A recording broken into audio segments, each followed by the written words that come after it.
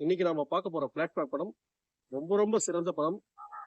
இந்த படத்தோட பெருமைகள் வந்து ஒன்னு ரெண்டு எல்லாம் இருக்காது. அதாவது எண்ணிக்கையில் அடக்க முடியாது, குறைச்சி சொல்லக்கூடாது, உயர்த்தி சொல்ல வேண்டிய கடமை இருக்கு. அந்த அளவுக்கு பெருமை இருக்கு. அத்தனை சிறப்பு வாய்ந்தது, நிறைய சாதனை இதுல இருக்கு. இயன்ற அளவு நான் முடிஞ்சதை சொல்றேன். இதுக்கப்புறம் ஒரு தகவல் தான் அடுத்த இதுல நான் சேர்த்து சொல்றேன். முதல்ல இந்த படம் திருடாதே டைட்டில சூப்பர். முதல்ல இந்த டைட்டில் வைக்கும் போது அவர் யோசிச்சு மக்கள் தலைவர் புரட்சி திலகம் இதயக்கணி அவர் வந்து எல்லாம் முடிஞ்ச பிறகு இந்த படத்துக்கு நல்ல பேர் வைக்கணுமே அப்படி யோசிச்ச உடனே டிஸ்கஸ் பண்றாங்க, கொடுக்குறாரு. அவரு லெஜண்ட் சொன்ன பேர் வந்து வேற, நல்லதுக்கு காலம் இல்லை.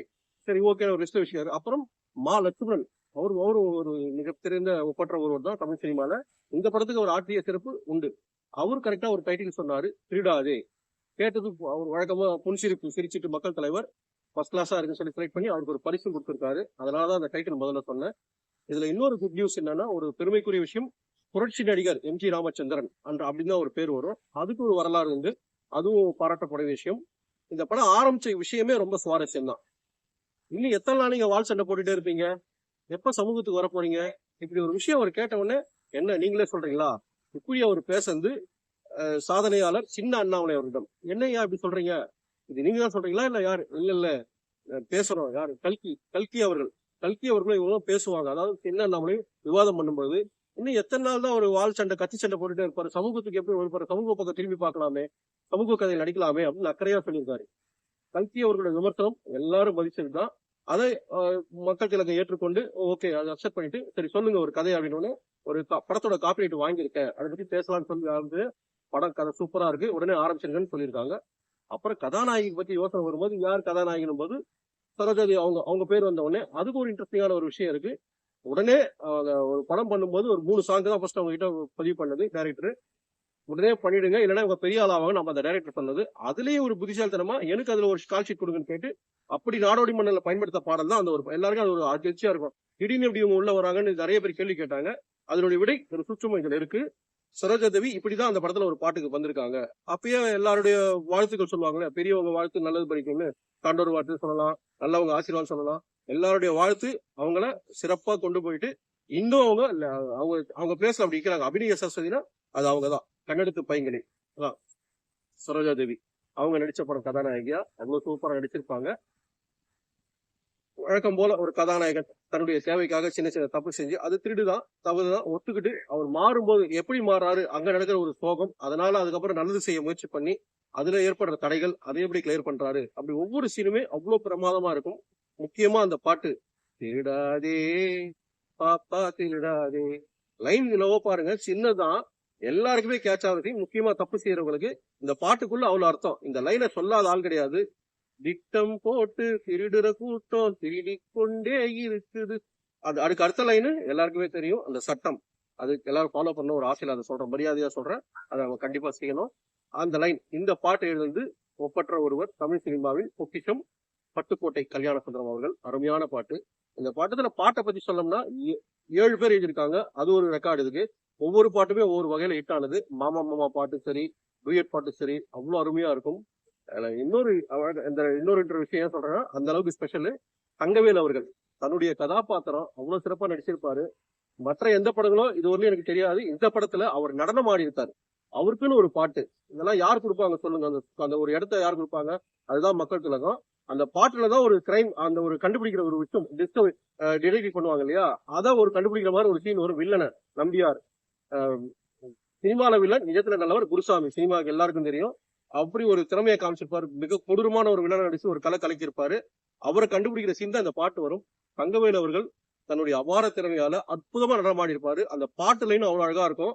கண்ணும் ஆரம்பிச்சு அந்த பாட்டுக்குள்ள அவ்வளவு அர்த்தம் இருக்கு. அந்த கதையோட சேர்ந்து இணைஞ்சு வந்ததால அந்த பாட்டு அவ்வளவு கரெக்டா இருக்கும். அதை தேடின்னு போக போக இன்ட்ரெஸ்டிங்கா இருக்கும். கடைசியில கண்டுபிடிச்சிருவாங்க, இவங்களை கட்டி போடுவாங்க, வழக்கம் போல ஆக்ஷன் சீனு.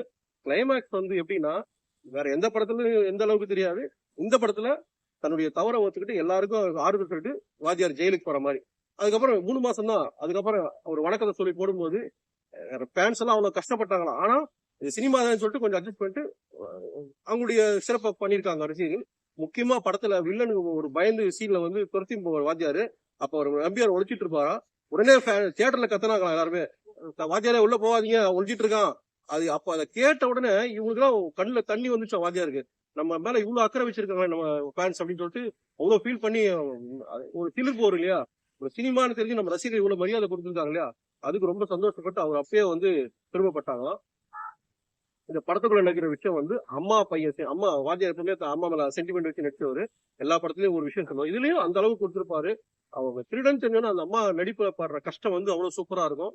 அப்பதான் ஃபீல் வரும். எல்லாருக்குமே ஒரு உணர்த்துற மாதிரி பண்ண படம் இது. சமூகத்துக்கு தேவையான ஒரு படமா கொடுத்து படம் ரெக்கார்டு கலெக்ஷன் அதுக்கப்புறம் படம் ஆரம்பிச்ச விதம் இவ்வளவு சுவாரஸ்யம் நடைபெறும் திருடாதே. என்னருகே நீ இருந்தால் அருமையான வரியில ஆரம்பிச்ச பாட்டு, ஸ்வீட் மெலோடி. இதுல ஒரு இன்ட்ரெஸ்டிங்கான சூப்பரான ஒரு விஷயம், பி.பி. ஸ்ரீனிவாஸ் அவர்கள் மக்கள் திலகத்துக்கு பாட்ட பாட்டு. இந்த பாட்டு இடம்பெற்ற விடம் திருடாதே. இவ்வளோ இட்டு இதை கேட்டு நாம அந்த ஒரு இசை சுப்பையா அவர்கள் அவருடைய சாதனை சினிமால, தமிழ் சினிமாலாம் உயர்ந்த என்ன வார்த்தையில சொன்னாலும் அதெல்லாம் ஒப்பற்ற ஒண்ணுதான், மிகச்சிறந்த ஒண்ணுதான். அவர் ஆற்றிய பங்கு அத்தனை படங்களுக்கு அவர் பண்ண விஷயம் எல்லாம் எப்பவுமே கேட்டுட்டு இருக்கலாம். ஒரு ஓல்டு இஸ் கோல்டு சொல்லுவாங்கல்ல, அதுலலாம் இந்த லிஸ்ட் எடுத்தோம்னா இந்த பாட்டெல்லாம் நம்பர் 1 தான் இருக்கும். அதுவும் பிபி ஸ்ரீனிவாசனுடைய அந்த இதுல அந்த கலெக்ஷன்ல இந்த பாட்டுக்கு ஒரு ஸ்தானம், மிக உயர்ந்த ஸ்தானத்துல இருக்கும். அப்படி நம்ம மகிழ்ச்சி பாட்டு, ஒரு நல்ல டூயட் பாட்டு திருடாதே படத்துல. இன்னொன்னு மாமா மாமா மக்கு மாமா, ஒரு நகைச்சுவையா ஆரம்பிக்கிற பாட்டு, ரொம்ப நேரம் அது முக்கியமான கட்டத்துல வந்து அது கொஞ்சம் நம்ம வேற லெவல்ல ஃபீல் கொண்டு வரும். ஏன்னா பாட்டுக்கு எந்த அளவுக்கு இவங்க எல்லாம் உழைச்சிருக்காங்கன்ற ஒரு விஷயத்த, ஒரு தமிழ் சினிமாவுக்கு பாடல்கள் எவ்வளவு முக்கியன்றதையும் ஒரு கமர்ஷியல் சினிமால கொடுக்கும் பொழுது அதெல்லாம் கரெக்டா ஒர்க் அவுட் ஆனாதான் நல்லா இருக்குன்றது அப்பவே கரெக்டா. சினிமா இதுதான், இப்படி சேர்ந்து கொடுக்கும் ஜனங்களுக்கு கொடுத்ததெல்லாம் பெரிய விஷயம் தான். கவியரசு கண்ணதாஸ் அவர்கள் திரைக்கதை வசனம், அப்போ அவரு வசனம் எல்லாம் யதார்த்தமா திருடாதே படத்துல இப்போ நம்ம அந்த வசனம் எல்லாம் கரெக்டா பேசாது. அந்த அளவுக்கு அவருடைய பங்கு அதுல எழுத்து பாடலையும் சரி, இந்த ஸ்கிரீன் பிளே விஷயத்துல அவர் விளையாடினது, வசனம், அந்த ஒரு திறமை அசக்தி இருப்பாரு. மா லட்சுமணன் அவர் இதுக்கும் உதவி பண்ணிட்டு நகைச்சுவை பகுதி இந்த படத்துல அவர் முதல்ல பேசும்போது மா லட்சுமணன் பத்தி சொன்னேன் இல்லைங்களா, அவர் ஆற்றிய பங்கு இந்த படத்துக்குன்னு. நகைச்சுவை பகுதிக்கும் அவர் அந்த அளவுக்கு அந்த கூடவே வந்து எப்பவுமே அந்த காமெடி பார்த்தோம்னா ஒரு உங்களுக்கு ஜாலியா இருக்கும், ஒரு விஷயம் இருக்கும் அதுல. அதுலயும் ஒரு அர்த்தம் இருக்கும். அந்த மாதிரி சொல்லுவோம். அப்படி பண்ணதான் அந்த ஆரம்ப சீன் பாத்தீங்கன்னா படத்துல தங்கவேல ஒரு திருடி சாப்பிடுவோம், கொஞ்சம் திருட்டு தரம் வந்து சாப்பிடுற விஷயம் அம்மா பக்கத்துல அம்மா நடிச்ச கேரக்டர் வந்து பாத்துட்டு முதல்ல கண்டிச்சுட்டு அப்புறம் சாப்பாடு போட்டு இருப்பாங்க. அப்பயே ஒரு அஃபெக்ஷன் ஆயிடும். அப்பதான் இவரு வீட்டுக்குள்ள வரும்போது அங்க ஒரு காமெடி இருக்கும். இந்த வீட்டுல எப்படி திருட வரும்போது சும்மா அசத்தலா இருக்கும் பார்க்கும்போதே வாஜர். அப்படி என்ன இதுதான் ஒரு வித்தியாசம். அவர் கெட்டப்புக்குன்னு ஒரு யோசிச்சு ஒரு விஷயத்த பண்ணும்போது அப்படி ஒரு அழகா ஒரு தொப்பி, அதுக்கு ஒரு தனி ஸ்டைலு, அந்த தொப்பிக்கு ஒரு பேரு, அந்த ஒரு பேட்டு போட்டுட்டு அந்த ஒரு பேண்ட் ஷர்ட்டை போட்டு ஸ்டைலா வந்து ஒரு புன்னகையா அப்படி வந்து நிக்கும் போதெல்லாம் அவ்வளவு ரசிச்சாங்களாம், எல்லாரும் கொண்டாடினாங்களாம். அந்த இப்படிதான் வராரு முதல் இந்த மாதிரி தோற்றத்துல. ரசிகர்கள் வந்து அவ்வளவு சந்தோஷப்பட்டாங்க ஸ்கிரீன்ல பாத்துட்டு. என்னப்பா அந்த கலருக்கு அதுக்கு பிளாக் அண்ட் ஒயிட்டா இருந்தாலும் அவ்வளவு ரசிச்சிருக்காங்க, கொண்டாடி இருக்காங்க. அப்படி ஆரம்பிச்ச சீன்ல அங்கேயே கதைக்குள்ள ஒரு விஷயம் வந்துடும். இவர் ஒரு விஷயத்த தேடுவாரு. என்ன தேடுவாருன்னா அதான் ஃபர்ஸ்ட் சீன். ஒரு கை வந்து ஒரு பொருள் எடுக்கும், துரத்திட்டு வருவாங்க. அப்போ ஒரு கேரக்டர் அவர் தடுத்து காப்பாற்றுறோம். அவர் பேச அவ்வளவு க்ளோஸ் அப்ல காட்ட மாட்டாங்க, லைட்டா தான் தருவாங்க, குரல்ல கண்டுபிடிக்கலாம் யாருன்னு. இவர் அங்க தப்பிச்சுட்டு வந்து வீட்டுக்கு வர சீன் தான் அது. அப்போ ஒரு விளம்பரத்தை எடுத்து காட்டுவாரு. ஒரு திருடனை பிடிக்கிறதுக்காக போலீஸ்காரர் கொடுத்த விளம்பரம், இவனை பிடிச்சு கொடுத்தா நமக்கு இவ்வளவு பிரைஸ் கிடைக்கும். ஆனா அவன் மார்வேஷத்துல செஞ்சுட்டு ஒரு விஷயத்த சொல்லும்போது அந்த ஒரு அந்த ஒரு இன்ட்ரெஸ்ட் கொடுத்துருவாங்க கதையில. யாரு இவங்க வெளில பார்த்தா நம்பியா சார். அவரு வந்தவொடனே அவர் டிராவல் ஆகும்போது இவன் எப்ப மாட்டுவான், எப்ப நாமலாம் ஃபீல் பண்ணுவோம், அவங்களுக்கு தெரியாது. அந்த பாட்டு கண்ணும் கண்ணு ஒரு பாட்டு சொன்னோம் இல்லையா, தகவல் அருமையா டான்ஸ் ஆடிப்பாருன்னு. அந்த பாட்டுக்கு வரும்போது இந்த முடிச்சுக்கெல்லாம் ரிலீஸ் ஆயிட்டு நடுவில் அவர் பிளே பண்றது, ஏமாத்துறது, சரோஜா அவங்க கதாபாத்திரம், அந்த ஃபேமிலி ஏழை, அவங்க கஷ்டப்படுறது, அந்த குழந்தை அற்புதமா நடிச்சிருப்பாங்க. அந்த பகுதி குடிசை மக்களை காட்டும் போது இவர் அங்க வந்து பண்றது, தான் செஞ்ச தப்புக்கு மாற்றா ஒரு விஷயம் பண்ணணும்ட்டு அவர் ஒரு லெசனா எடுத்துக்கிட்டு அவரு அந்த ஒரு சிறப்பு பண்றத கதையில எவ்வளவு முடியுமோ தன்னால சிறப்பு கொடுத்து படத்தை வந்து உயர்த்தி, படத்துக்கு வந்தா மக்கள் ஒரு விஷயம் தெரியணும், அதுதான் என் ஆசை. அதுதான் அந்த டைட்டிலே வந்து நல்லது காலம் சொன்ன உடனே என்னுடைய படத்துல இப்படி வச்சோம்னா ரசிகர் என்ன சொல்லுவாங்க, வாஜரே சொல்லிட்டாரு நல்லது காலம் இல்ல, அப்படி வரக்கூடாது, பாசிட்டிவா இருக்கணும், எல்லாருக்கும் அதுல ஒரு அர்த்தம் இருக்கணும்னா திருடாதே அப்படி ஒரு டைட்டில். ஏன்னா டைட்டில் ஏன் எத்தனை வாட்டி சொல்றேன்னா, ஒரு சினிமாவுக்கு டைட்டில் ரொம்ப முக்கியம். எத்தனை வருஷம் ஆனாலும் நம்ம அதை பாராட்டுறோம், போற்றி பேசுறோம். அதனால திருடாதே படத்துக்கு என்னைக்கும் தனியா ஒரு இடம் உண்டு. ரசிகர் மனசுலயும் சரி, தமிழ் சினிமா அந்த இடத்துலயும் சரி, எல்லா லெஜண்ட்ஸ் ஒர்க் பண்ணிருக்க எல்லாருக்குமே வணக்கங்கள். முக்கியமா தமிழ் சினிமா ரசிகர்களுக்கு இந்த படத்தை சூப்பர் ஹிட் பண்ணி கொண்டாடினாங்க. எவ்வளவு செலிப்ரேஷன் பண்ணாங்களாம். சரோஜாவெல்லாம் கிஃப்ட் கொடுக்கும் போதெல்லாம் சின்ன அண்ணாமலைக்கு எல்லாம் அவ்வளவு கிஃப்ட் பண்ணிட்டு நன்றி என்னைக்குமே அந்த ஒரு தேங்க்ஸ் சொல்லிட்டே இருப்பாங்களாம். அந்த படத்துல செலக்ட் பண்ணி கொடுத்ததுக்காக. இந்த ப்ரொடக்ஷன் விஷன் ஒண்ணு வரும்போது படத்தை ஆரம்பிச்சிட்டாங்க, நல்லா போயிட்டு இருக்கு. ஒரு சின்ன திஷ்டின்னு சொல்லுவோம் இல்லையா, அப்படி ஒரு தடங்கள் வந்திருக்கு. வாத்தியார் அப்போ என்ன பண்ணிருக்காருன்னா, சினிமா இருந்தாலும் டிராமா எல்லாம் பண்ணிட்டு இருக்காரு, போயிட்டு ஊர் டிராவல் பண்ணிட்டு.